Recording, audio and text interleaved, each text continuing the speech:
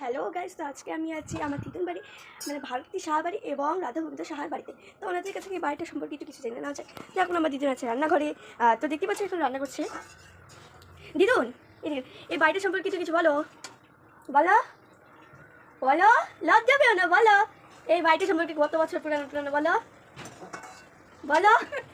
আরে আরে বলো, কি কম আমি এই বাড়িটা সম্পর্কে কিছু একটা বলো, কত বছর পুরানো বাড়িটা? 100 বছর পুরানো। এখানে কারা কারা থাকতো আগে? এখানে শাশুড়ি, শ্বশুর, দেওর, ননদ অনেকেই থাকে। এখন ওরা কোথায় গেছে? এখন যার যার মতো সে বাড়ি করছে। কেউ জলপাইগুড়ি থাকে, কেউ শিলিগুড়ি থাকে, কেউ দিনহাটা থাকে, এখন থাকে। এখন তুমি কি রান্না করো? এখন আমি পালং শাকের রসা আর আলু ফুলকপি না ক্যাপসুল আলুর রসা আর বাঁধাকপির ঘন্ট আর বেগুন ভাজা। আর মেয়ে জামাই আসছে তো কলকাতা মেলা স্থানে কালী পূজার, হ্যাঁ, তাই তারা এগুলো রান্না করতে বলছে। টমাটোর চাটনি। আর আমি তো গোপালের ভোগ দিয়ে প্রসাদ খাই। তো চলো তাহলে আমি আমাদের এখানকার গোপালকে দেখিয়ে নিয়ে আসি। তো এখানে যে আমাদের একটা ঘর, এটা যত অনেক বছর পুরানো বাড়ি, আর এটা হচ্ছে একটা ঘর। তো এটা হচ্ছে আমাদের গপু। গপু ওই যে হাই করে দাও গপু, হাই।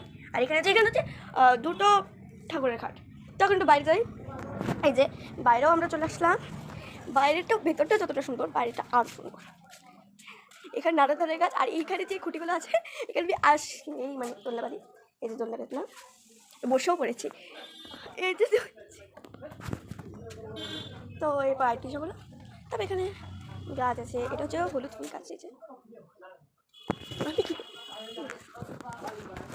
যে হলুদ ফুল গাছ, তুলসী গাছ, এখানে নানান জিনিস।